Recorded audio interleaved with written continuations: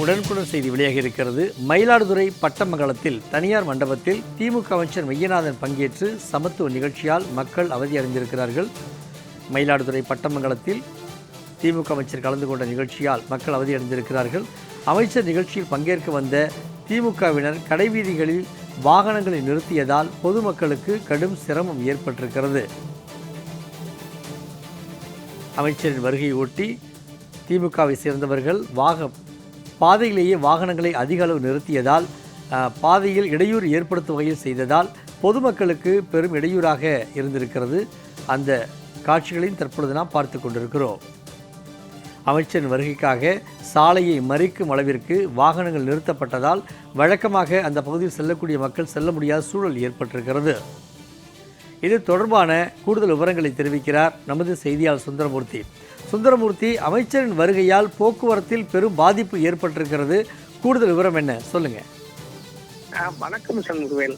மயிலாடுதுறை மாவட்டம் மயிலாடுதுறை நகரில் முக்கிய கடை வீதி அமைஞ்சிருக்கு. பட்டமங்கல வீதி அப்படின்னு சொல்லிட்டு இந்த கடை வீதிக்கு பேரு. மார்க்கெட் உள்ளிட்டவையெல்லாம் இங்கதான் அமைஞ்சிருக்கு.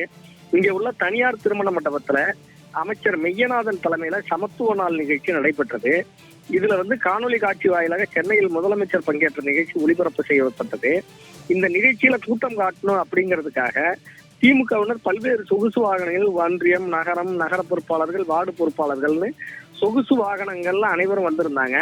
அனைவரும் வந்திருந்ததுனால அந்த பகுதியில பெரும் போக்குவரத்து நெரிசல் ஏற்பட்டது.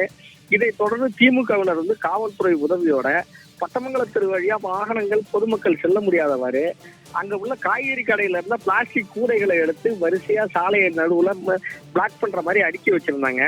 அதனால சாதாரண பொதுமக்கள், இருசக்கர வாகனங்கள்ல செல்றவங்க, பாதசாரிகளா செல்றவங்க எல்லாம் மிகுந்த அவதிக்கு உள்ளாக்குனாங்க. மீறி செல்றவங்களை தடுக்கிற வகையில அங்க போலீஸ் பாதுகாப்பும் போட்டு பொதுமக்கள் அந்த பகுதியில நடமாட முடியாதவருக்கு செஞ்சுட்டாங்க. வாகனத்துல யாருமே போக முடியல. இன்னைக்கு சித்திரை 1ஆம் தேதி தமிழ் வருட பிறப்பு. மார்க்கெட் உள்ளிட்ட பகுதிகளுக்கு சென்று பொதுமக்கள் ஜாமான் வாங்குறதுக்காக போயிட்டு வர சமயம். இந்த சமயத்துல திமுகவினர் சாலையை அடைத்தது மட்டும் இல்லாமல் காவல்துறையை போட்டு அங்க பொதுமக்களே நடமாட முடியாத அளவுக்கு செஞ்சிருக்காங்க. இந்த நிகழ்ச்சியில அமைச்சர் மெய்யநாதன் கலந்துகிட்டு இருந்தாரு.